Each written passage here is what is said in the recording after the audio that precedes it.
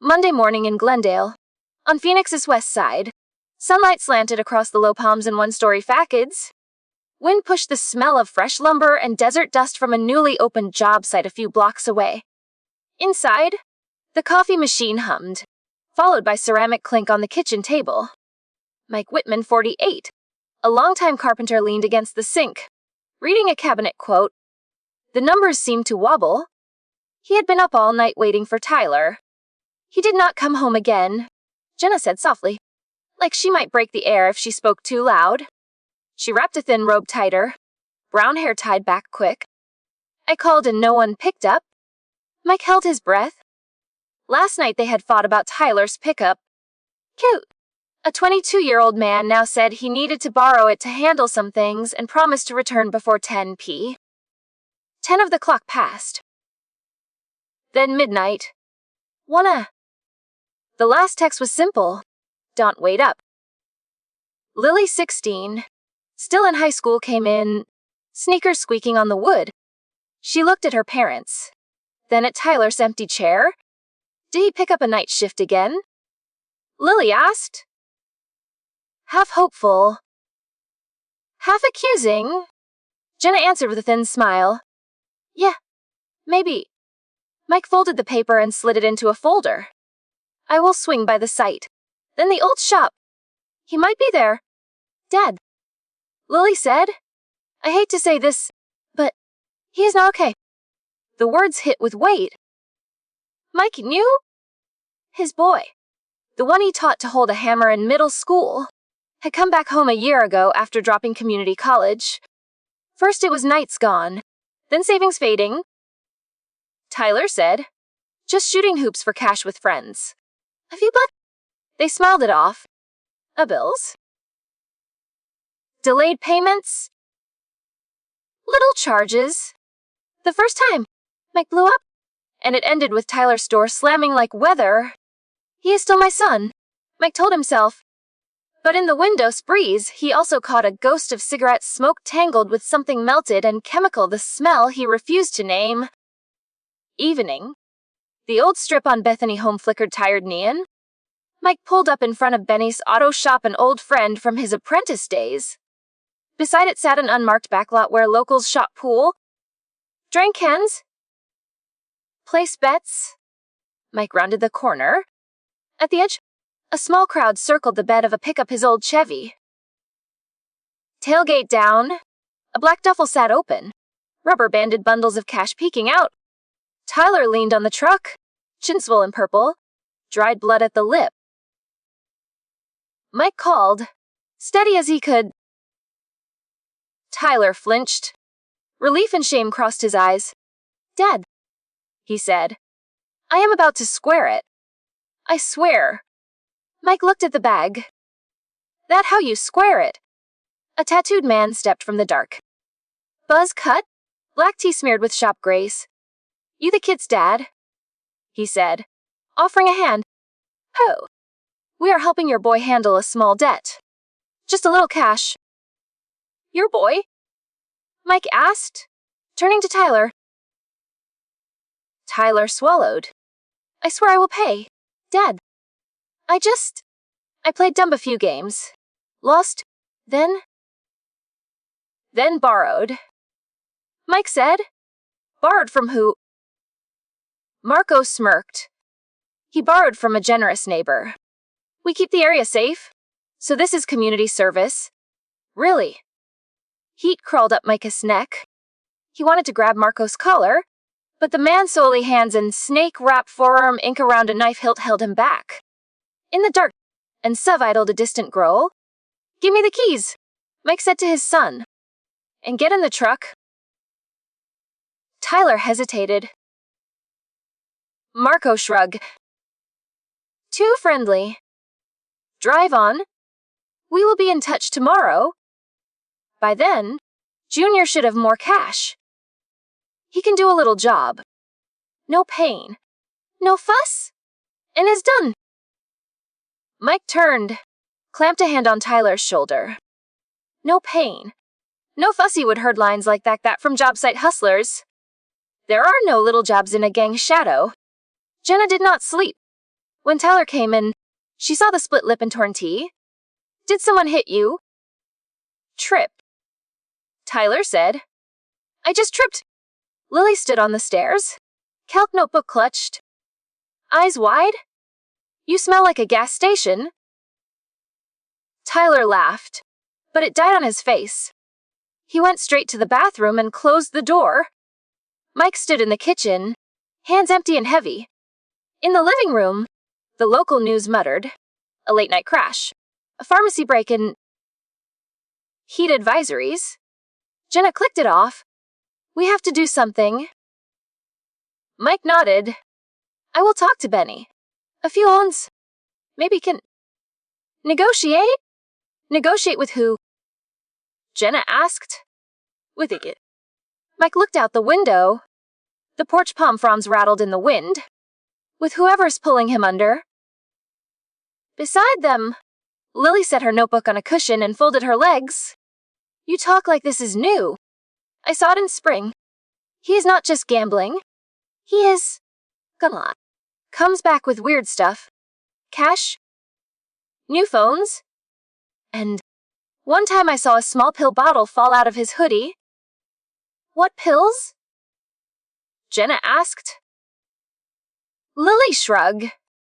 I did not dare ask. Fear slid through the house like cold draft, though the temp outside was still over 90. Mike gripped the table's edge, like he stood on a tin roof where one wrong step means a long slide. That night, when Phoenix went quiet and the freeway was only an occasional semious glow, Mike entered Tyler's room. The kid slept on his side. Breathing even, a backpack half open on the floor, Mike used his phone light. In a small pocket at a palm-sized plastic bag. Inside flat gray pills. No label. He yanked his hand back like it burned. He killed the light and stepped out, leaning on the wall. What the hell are you hiding in my house, son? Marco called the next morning. His voice was bright, like selling cable. Tice quick. We have got a job. Carry a package from a to be. Debt gets cut in half. With a dad like you to vouch, we are golden. Mike squeezed the phone. I am not vouching for any dirty errand. And my son wants to work for you. Marco chuckled. Tough guy? But a debt is a debt. Rules are rules out here. Who are you? Parking lot sticker patrol. Mike said, eyeing Jenna and Lily at the table. We have kept this block calm for years. Cops got bigger fish. Marco said, yawning. Tonight, 9 p. By the Grand Canal. Don't be stupid. Or we come to the house, the debt's already inside your home. The line clicked. Mike inhaled, stale coffee mixing with fridge metal. He looked at Jenna. I am not letting them touch this house. What are you going to do? Jenna asked. Mike said, not to accept. Dusk. Behind the coin laundry, 3 cars parked in a U. Marco sat on a hood, smiling like a family cookout.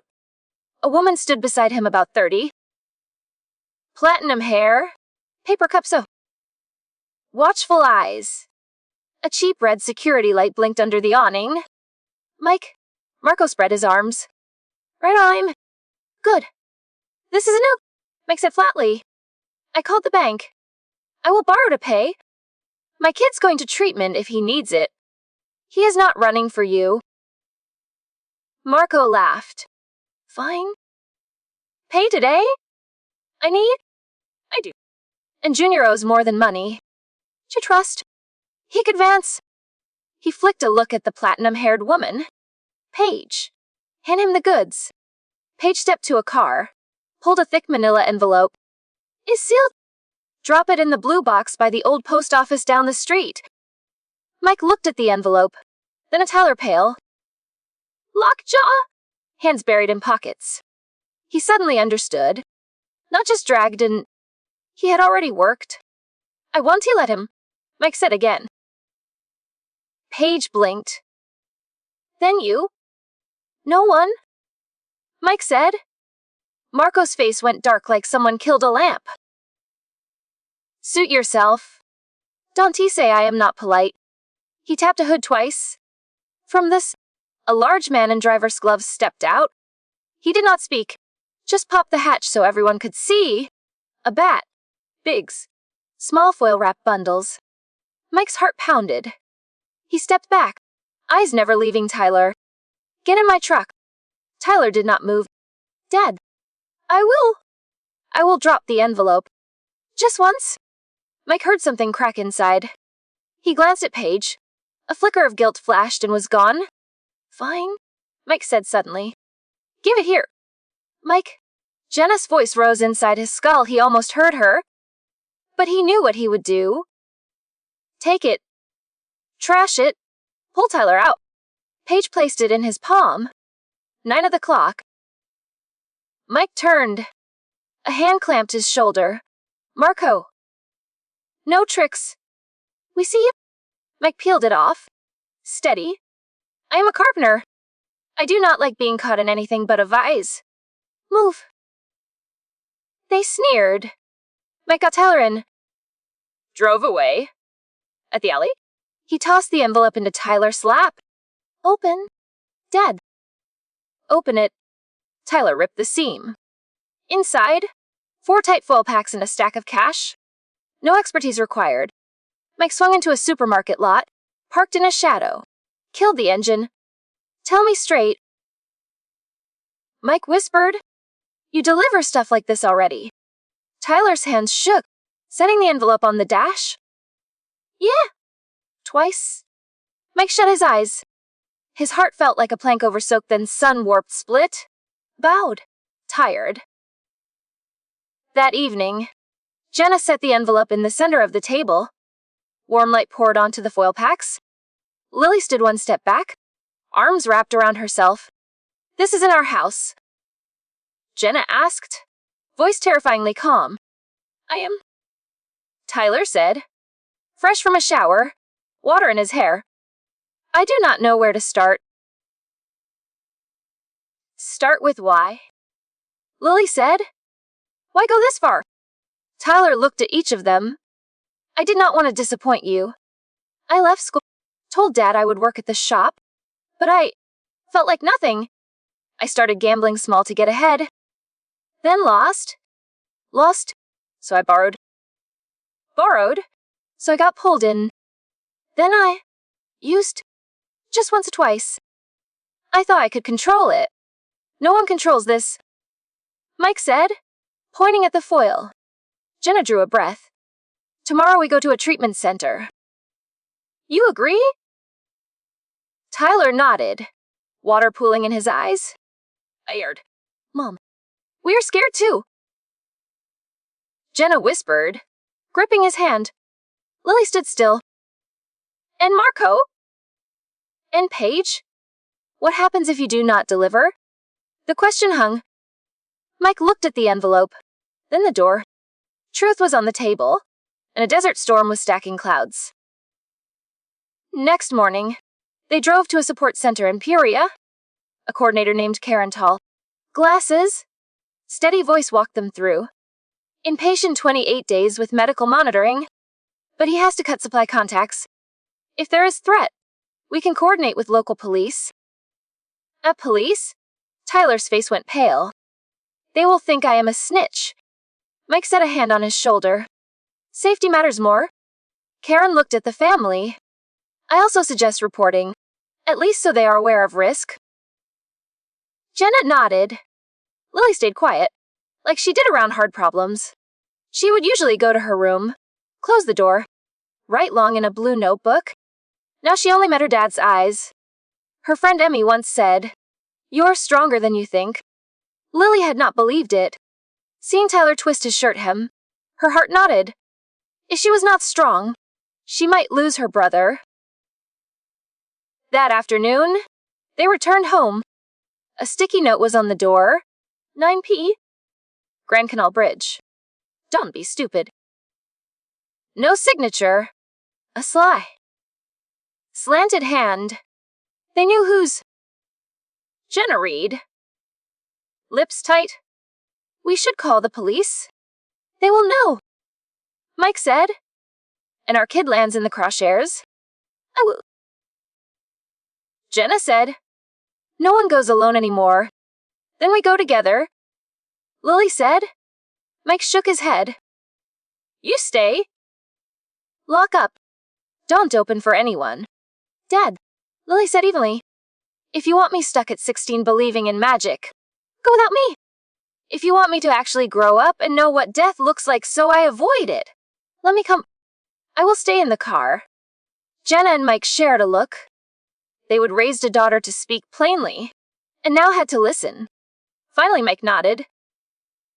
Weighed down. "Okay, but you stay put. If anything happens, call 911. Night." The Grand Canal was black ink slicing the desert, lined by concrete and old warehouses. Streetlights were spare. Mike parked a ways from the meet. Jenna in the passenger seat. Lily in back with phone ready. Marco arrived with Paige and the driver in gloves. No black suv tonight, just an older sedan. He waved like greeting a neighbor at the farmer's market. "Where's my envelope?" "Mike." "Not here," Mike said. "And it won't ever be. The police know." Marco raised an eyebrow. Paige looked into the car and saw silhouettes.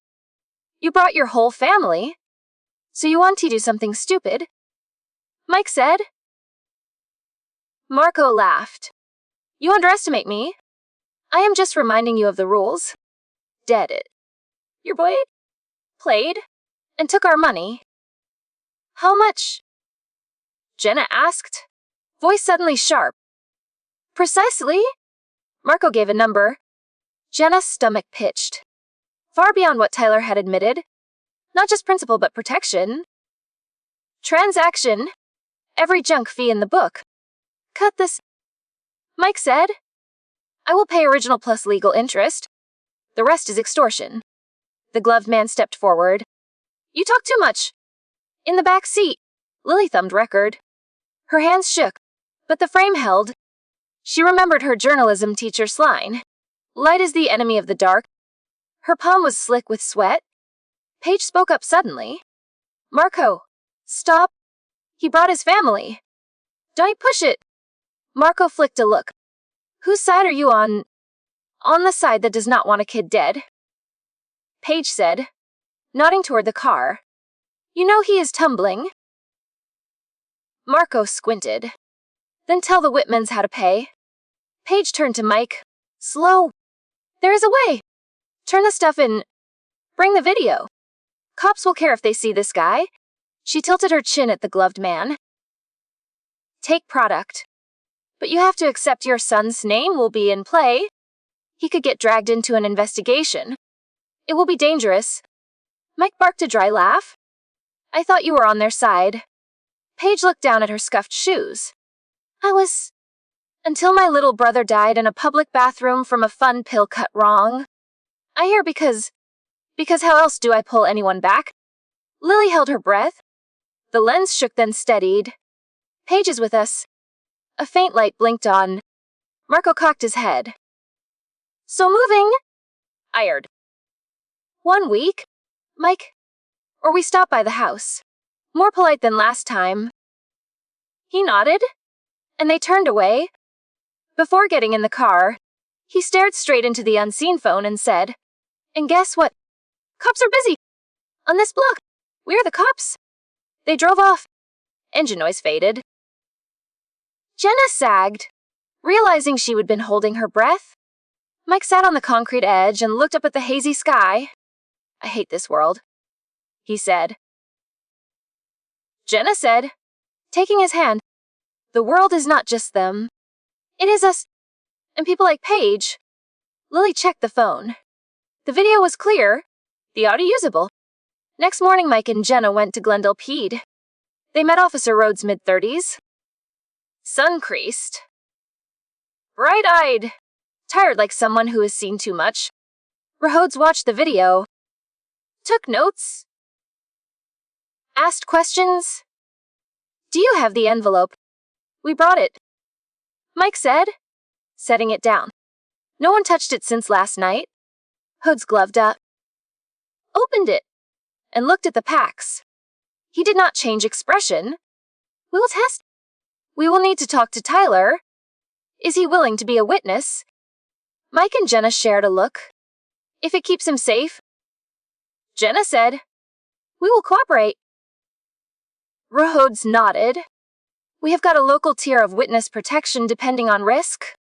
But I will be frank. The system is slow. And guys like that are not scared of much except cameras and a crowd. Posting this could put pressure. But it could trigger them too. We do not want to be internet heroes. Jenna said, we want peace. Then we go by the book first. Rhodes said, if needed, we loop in local media. Lily sat in the lobby with a paper cup of water. She watched faces go by, wrinkled by fatigue, fear, and a little hope. No place is perfect, she thought. But here, at least people have names for the bad things. Tyler checked into inpatient the following week. Day 1. He shook in a small white room with a narrow window, nurse counting his pulse. Mike waited in the lounge. Jenna read pamphlets. What to do when they relapse. Community resources. Family support. Lily brought him a fresh notebook. To write? Or draw? Or tear up if you have to, she said, smiling a sad smile. Tyler nodded. Thanks, Lil. Night made the Whitman house too quiet. The kitchen was neater, the hallway more echoey. Mike stood at Tyler's store, touching a blister in the paint on the jamb.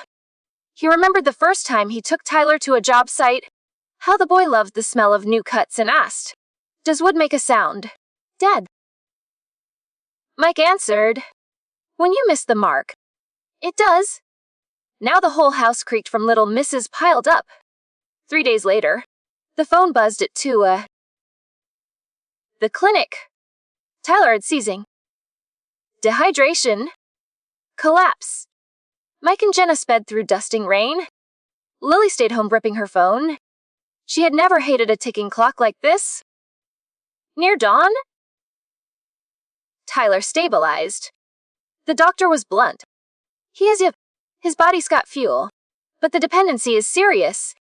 Your family has to be steady.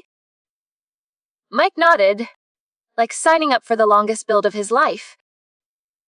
Rhodes called. We have set up cameras near the laundry and back lot. We want a sting. We need someone to show with a dummy envelope. Mike knew what he meant. I will do it, Mike said. You sure? Rhodes asked.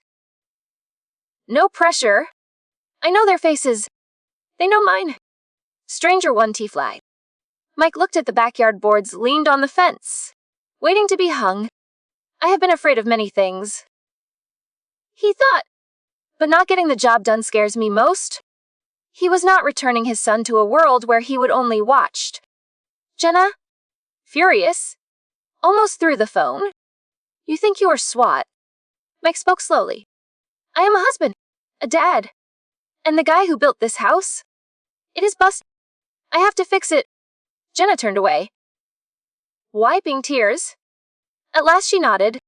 Okay, but I will park a block away. And Lily will stay home with the door locked and the neighbor alerted. Lily slipped between them and wrapped an arm around each neck. You both have to come back, she said. Night. The laundry lot threw light on oil streaks like black snakes. Mike held the dummy envelope stuffed with copy paper and walked to the mark. Rhodes and his team hid near, tiny red camera LEDs blinking like fireflies. Marco came alone. No page. No gloves driver. He clapped twice. Brotherly tone. Mike, too quiet tonight. What do you want? Mike asked. You know. My thing. Marco held out a hand. Mike passed the envelope. Marco hefted it. Wait's right. Dead down? But do not think it is over. You? Mike said. No one owes you anything. Marco laughed and turned. Headlights blasted on. Police? Rhodes shouted. Hands up. Marco did run. He smiled like at a joke. Took you long enough. From the dark, the gloved man lunged not at Marco. At Mike. He slammed Mike down. The envelope skittered. Mike's head clipped a dumpster. Stars bursting. The man yanked something, not a gun. A collapsible baton. Drop it. Rhodes yelled. Feet pounding. The baton swung. Another body cut in. Shielding Mike. Paige. She would appeared from nowhere and stood between. The swing missed. The baton clanged to concrete. Cops swarmed, pinning the gloved man and wrenching his arms back for cuffs. Marco stood still. Hands high, smiling like an audience. Mike wheezed. His eyes met Paige's. She gave a quick grin. My brother was not lucky. Maybe tonight someone is. Rhodes fished the envelope from Marco's jacket. He opened it and cocked a brow at the blank paper. Smart, he said to Mike. Say's paperwork on hazardous evidence. Marco clicked his tongue. Opening act. Officer. We got video. Statements. And your prints on the package. Rhodes said, You think you are walking?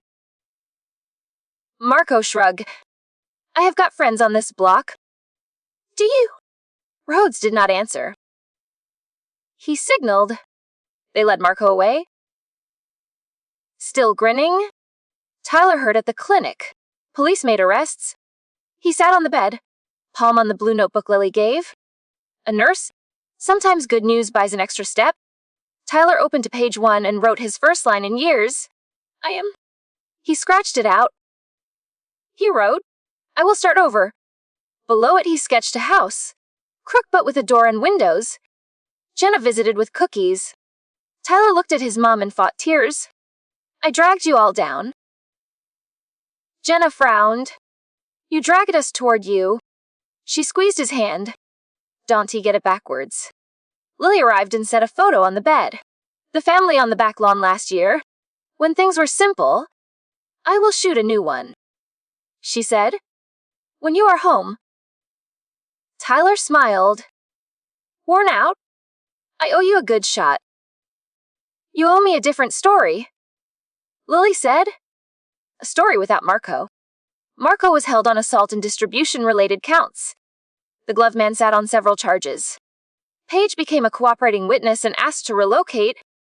Rhodes dropped by the Whitman place with a short update. Jury's not guaranteed. But for now, blocks should be quieter. Mike stood on the porch. Sunlight on the chipped door paint. Thanks. Rhodes nodded. Without your crew, we were missing a piece. And tell your daughter nice work on that video.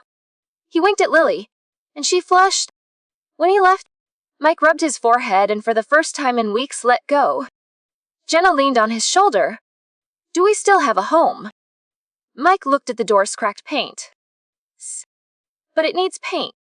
And people inside. Jenna said. Right? Mike smiled. It needs ladder. Weekend came. Mike spread drop cloths. Sanded. Filled hairline cracks. Mixed paint. Lily dragged a speaker to the porch and put music on. Jenna mixed lemonade and set it on a camp stool. Let me?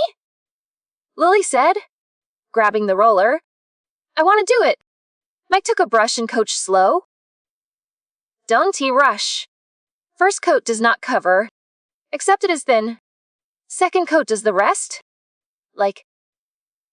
Lily squinted. Like fixin' mistakes. Mike said. First coat is admitting. Second is doing. Sometimes you need a third coat. Patience. Lily laughed. You always talk in metaphors. I am a carpenter. They painted until late afternoon. The door turned afresh. Bright blue. Jenna snapped a pic and sent it to Tyler. He replied with wide eyes. Then, pretty. Save me a wall to hang a painting. I will paint when I am back. Jenna met Mike's eyes with a fragile, stubborn hope. Thanksgiving. They had turkey instead of roast chicken. Lily dressed the table with small palm sprigs from the yard. The meal was incomplete without Tyler, but the three of them looked at each other and understood. We are walking toward complete. After dinner, a knock. Paige stood there with a paper bag. Gin jacket. Eyes less tight than the night at the canal. I came to say thanks, she said. Voice catching. And sorry for handing you that envelope. Jenna brought her in. Mike nodded by way of welcome. Lily poured water. Paige pulled a frame from the bag. Inside was a film photo. The Whitman's blue door and slanting sun. I shot it yesterday. Looks peaceful. I want you to have it. And if Tyler needs a peer group, contacts. Jenna took the frame. Hands trembling. Thank you. Paige nodded and looked around. It is beautiful. Feels like someone's guarding it. She did not nod us anymore, but all four understood. 28 days passed. Tyler came home on a rare chilly December morning. Clear sky? Thin clouds like smoke. He was thinner. Eyes brighter. Jenna hugged him like hugging sunlight. Mike stood behind and patted his back. Lily shyly handed him the blue notebook, stained with a lemon drop from paint day. You owe me a good chapter. Tyler grinned. I wrote. Not great, but honest. They sat to pancakes and syrup. Tyler told them about the clinic. The sweats.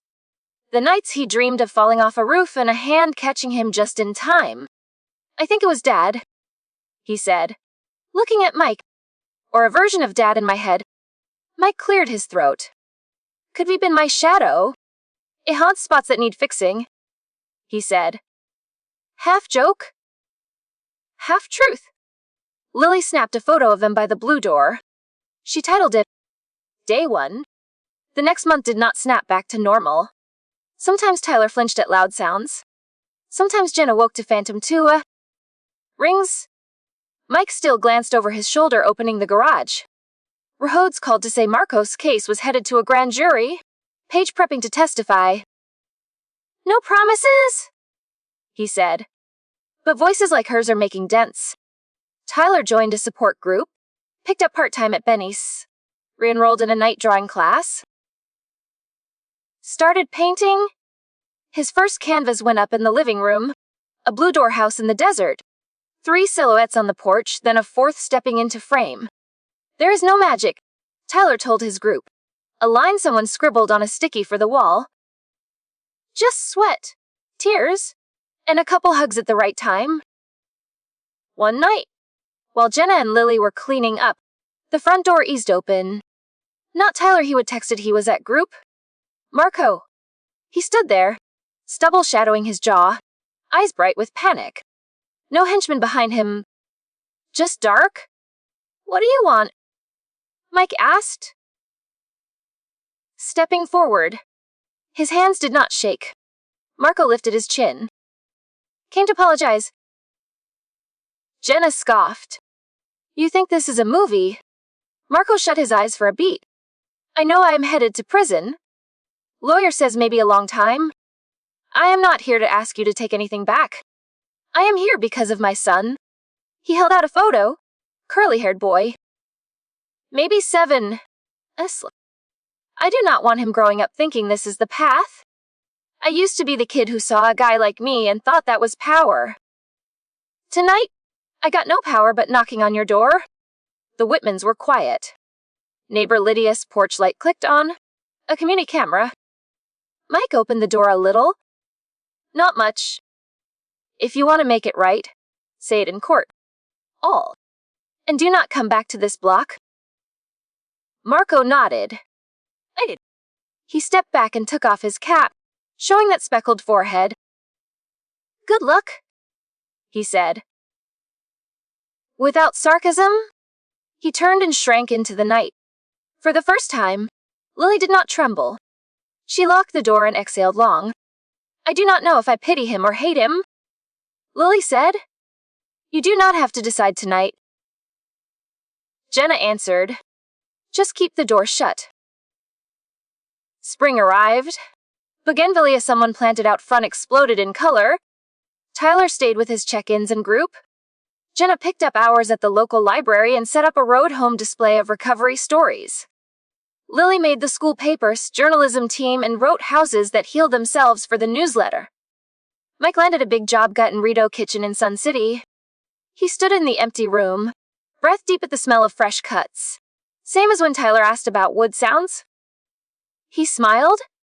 When you miss, wood cries. When you hit true, it also speaks quieter. Like relief. That night they ate on the porch. Cool breeze. String lights humming. Tyler brought out a new painting. The Grand Canal, but no longer menacing. On the bridge were 4 figures holding hands. In the water were bright shards like fish scales instead of thick dark. I want to give it to Paige. Tyler said. Because she stepped in. Ask your group lead in roads how to pass it. Jenna said. Lily laughed. And we will take another photo. She raised her phone. Okay. Everyone. In close? They stood by the fresh blue door, not bracing against each other like people afraid to fall, but close like people who understand one tiny hole can leak a roof and one steady hand can keep a frame true. Dead. Lily said after the click. If your wood talks tomorrow, listen. Mike grinned. I always listen. Desert light faded. Lydia's gray cat hopped the fence. Plants whispering. On the door. The paint seemed to breathe in the dusk, calm as a long exhale. Under that roof, a new story was starting not with magic, but with people trying, and nails finally driven where they belong. The underground life seeped into the Whitman home like a hairline crack, then widened into a pit. When truth came out, chaos followed debt, threats, hospitals, police.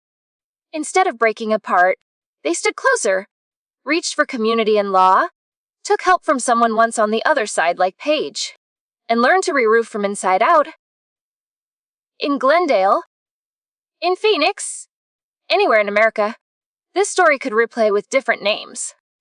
Kitchens, and door colors. What does not change is this. Light always finds a way when someone keeps a crack open long enough.